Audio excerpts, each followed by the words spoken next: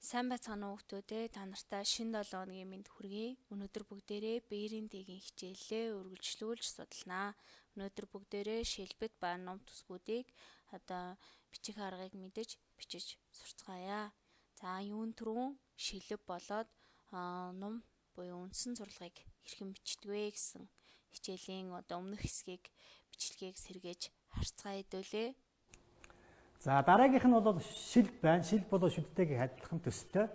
Шүднээс 2 дахин урт 40-45 градусын налуутай адилхан.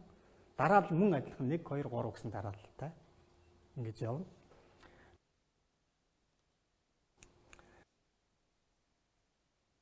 За дараагийн зурлаг бол ном байна.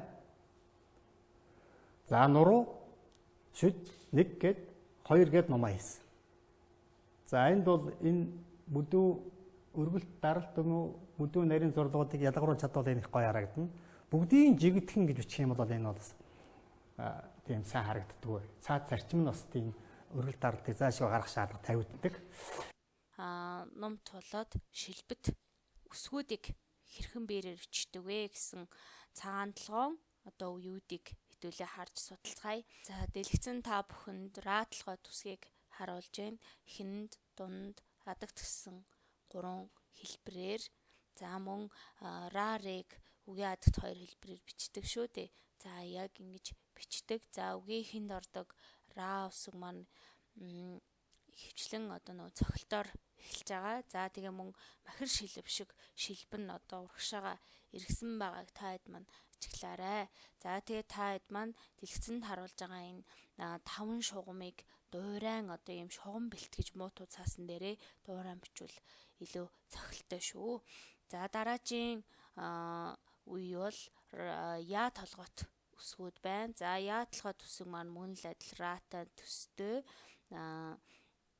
Эхэнд ордог хэлбэрүүд бол бүгд цохилтоор, дунд адагт ордог хэлбэрүүд бол нуруугаар эхэлсэн байгааг та хэд маань садар ажиглаарай. За мөн үгийн адагт ордог хэлбэр буюу ялангуяа тэр номуудыг бишсэн хараад за хаана үргэлт, хаана даралт, хаана цохилт байна вэ гэдгийг бишсэн ажиглаж дуурайн бичээрэй.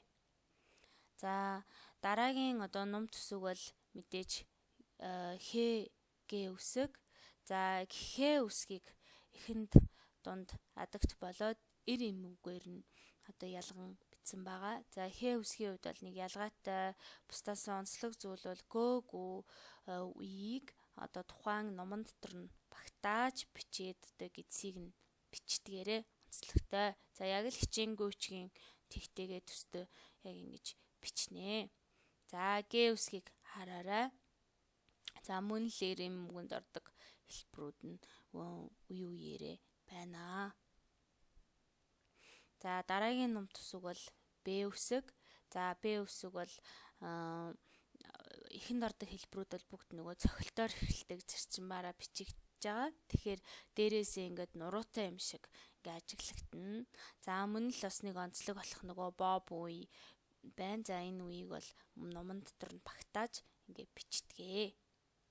За дараагийн ном төсөв бол Д үсэг. За Д үсгийг болохоор харин арай өвөрмөц. За бид нэр эхэнд ордог хэлбэрийг эхлээд нуруу бичиж агаад бичдэг.